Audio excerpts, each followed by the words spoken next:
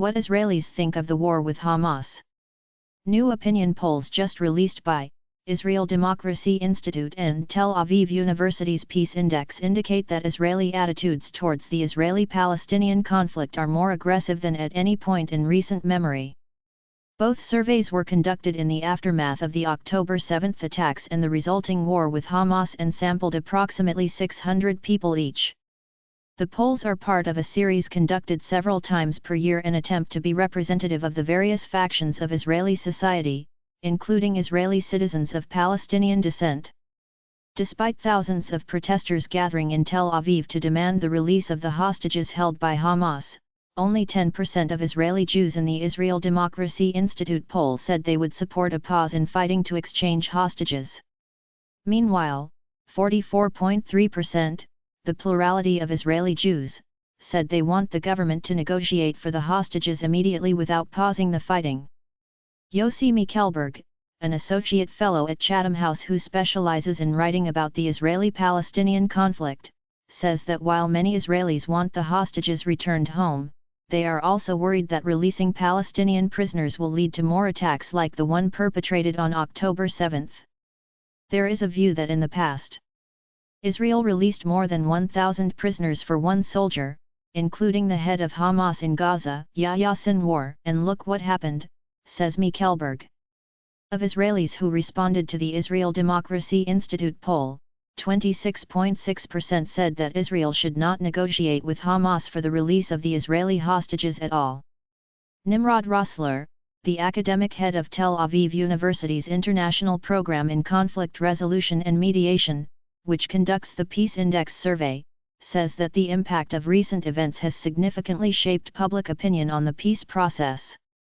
Support for peace negotiations with the Palestinian Authority among Israeli Jews fell from 47.6% in favor in September to just 24.5% in favor in the survey conducted between October 23 and October 28. Since 2001, this is the lowest percentage we've ever gotten. And that includes during the Second Palestinian Intifada, during which there were large terrorist attacks against Israel and other wars that occurred with Gaza and with Lebanon, he says.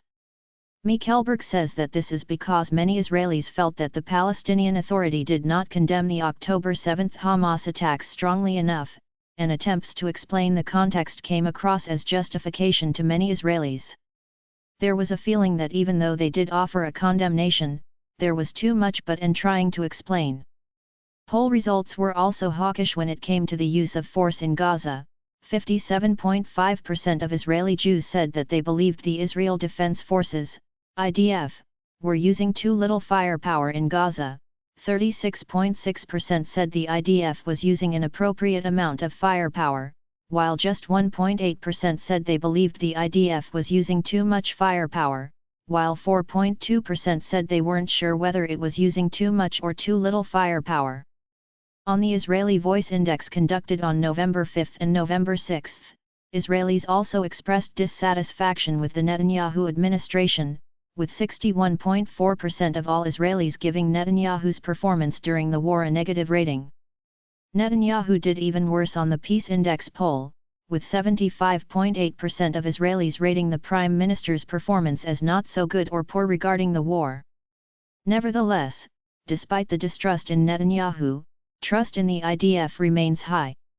In Israeli Voice Index polls conducted between October 24 and 26, 49.5% of respondents said they authorized the IDF more than Prime Minister Netanyahu, while just 7.3% said they trusted Netanyahu more than the IDF. This is very critical, the fact that Netanyahu's electoral base has been eroded since the beginning of the war, says Tamar Herman, a senior fellow at Israel Democracy Institute. Many people who think of themselves as on the right or say that they voted for the Likud Netanyahu's party are now very critical of Netanyahu and his government functioning.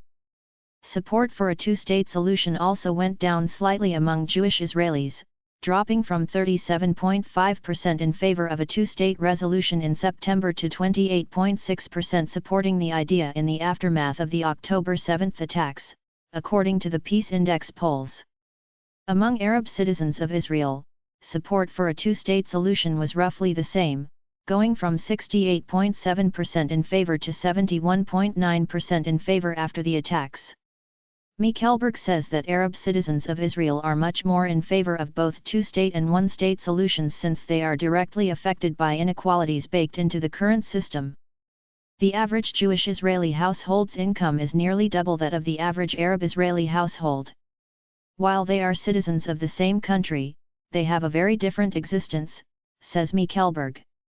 Both a one-state and a two-state solution allow them to become equal. Perhaps the most surprising finding from the surveys is that Israelis as a whole are more hopeful about their future now than they were before October 7. In response to the Israel Democracy Institute poll, 64% of Israelis said they were optimistic or somewhat optimistic about the future of the country. Herman says that the attack created a sense of unity among the Israeli public that was absent during the democracy protests earlier this year. In the first part of 2023, the national consensus was shattered. Now that the electoral consensus is strengthened, it feels better for people to be part of a collective that shares a common destiny in the war effort. Nevertheless, she warns that the feeling of consensus may be temporary. Contrary to the gut feeling of many Israelis now, the discrepancies between left and right were obvious, says Herman. When we ask them about preferences during the war or for the future, we still see a significant difference between the political orientations, which means when the war is over, we are very likely to see them coming up to the surface once again. Michelberg also warns not to over-rely on polls taken during wartime. The risk of running these surveys during war is that emotions run very high, he says. When it's all settled, the answers might be different.